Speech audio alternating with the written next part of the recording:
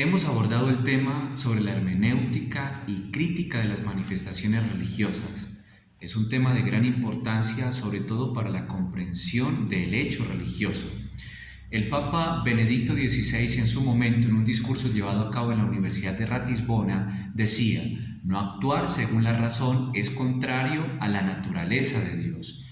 En este sentido, sabemos claramente que, según la crítica de Juan Estrada, no es fácil distinguir entre lo que sería el código cultural que se utiliza y la revelación divina que se quiere comunicar. O sea, la razón filosófica ha contribuido también a una revisión de lo que sería el concepto de la experiencia de Dios y la revelación, sobre el que se basan o sobre el supuesto desde el cual surgen básicamente las religiones.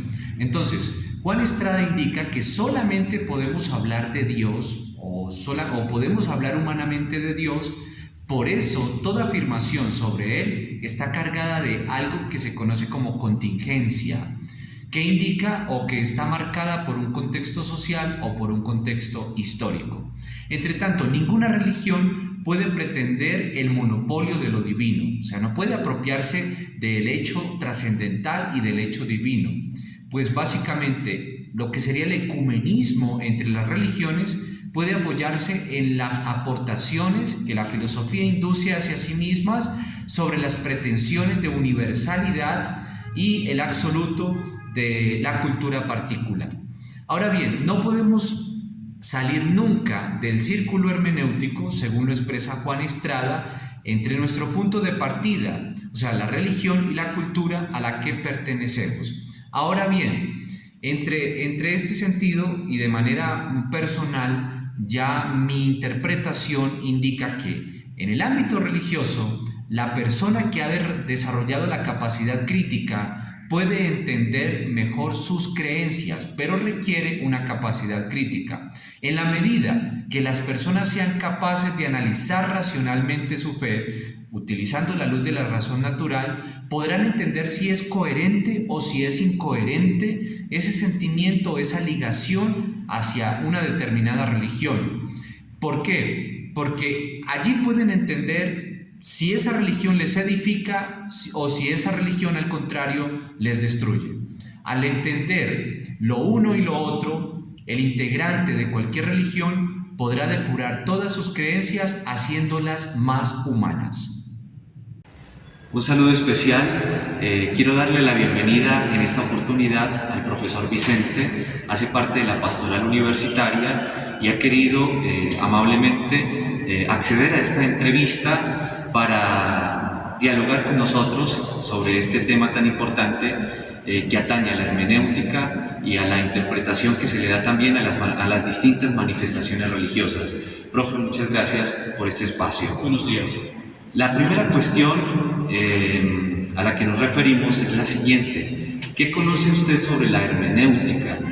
Y conociendo o partiendo de ese conocimiento que tiene sobre la hermenéutica, ¿qué aporte podría darnos esta para comprender la Sagrada Escritura?